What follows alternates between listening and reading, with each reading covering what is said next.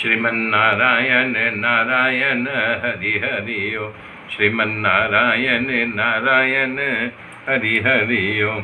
श्रीमन्नारायण नारायण हरि हरि ओम। श्रीमन्नारायण नारायण हरि हरि ओम। श्रीमन्नारायण नारायण हरि हरि ओम। तब भगवान ने कंस को मार डाला और उग्रसेन को राजा बनाया। जो उनके परिजन भाग गए थे उनको ढूंढ ढूंढ करके ला करके मथुरा में बसाया और नंद बाबा से आग्रह किया, अपने मित्रों से आग्रह किया कि देखो तुम लोग चले जाओ वृंदावन, मैं अवश्य आऊँगा, जरा यहाँ का शासन व्यवस्था संभाल दूँ, अपने जो हमारे जन्मदाता माता पिता है उनको सांत्वना दे दूँ, बसदेव देवकी को, तब मैं नंद बाबा अवश्य आऊँगा। नंद बाबा रोने लगे, उनके सखा मित्र रोने लगे कि नहीं तुम मुझे नहीं कि झांसा, बोले नहीं मैं झांसा नहीं दे रहा हूँ, मैं अवश्य आऊँगा। सबको विदा किया। फिर इसके बाद इस जो है वहाँ जो उनके कुल गुरु थे गर्गाचार्य के पास जा कर के यज्ञोपवीत धारण किया, ब्राह्मणत्व को प्राप्त किया। ब्रह्मचर्य थे ही, लेकिन उन्होंने ब्रह्मचर्य व्रत का नियम लिया, संकल्प लिया कि मैं जब तक विद्या अध्ययन करूंगा तब तक ब्रह्मचर्य रहूंगा। तो सांदीपनि ऋषि के आश्रम में विद्या अध्ययन करने के लिए गए। वहाँ पर न्यायशास्त्र, तर्कशास्त्र और राजनीति के जो 6 भाग होते हैं, साम दंड भेद दंड, ये सब 6 प्रकार के जो राजनीति होती है, कर बल छल, ये न्याय शास्त्र, मीमांसा, आध्यात्म शास्त्र, सबका उन्होंने अध्ययन किया। बताते हैं सुखदेव जी की एक बार जो सांदीपनि ऋषि कह देते थे वो कृष्ण और बलराम दोनों को याद हो जाता था तुरंत।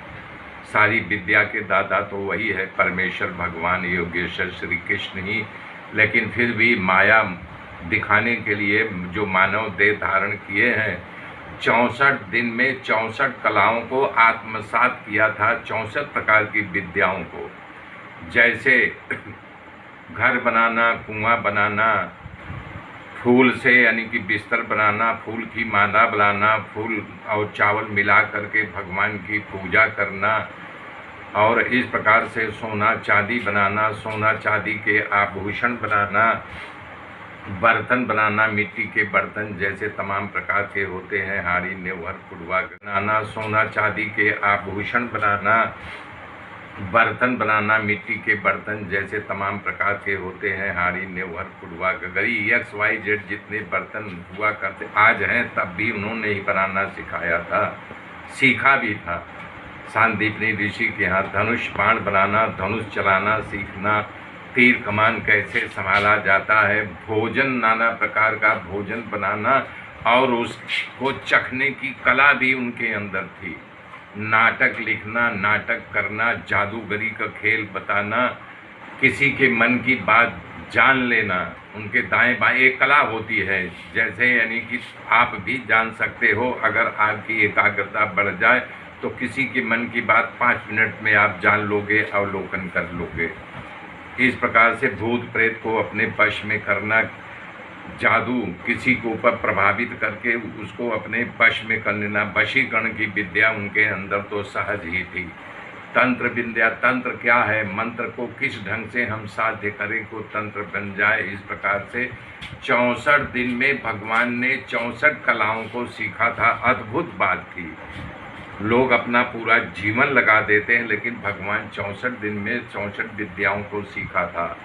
अंत में सांदीपनि ऋषि जब विदाई समय आया तो दोनों भाई जा कर के गुरु के चरणों में प्रणाम करके बोले, गुरुदेव हमने जो विद्या अध्ययन किया उसका आपको गुरु दक्षिणा क्या दूं?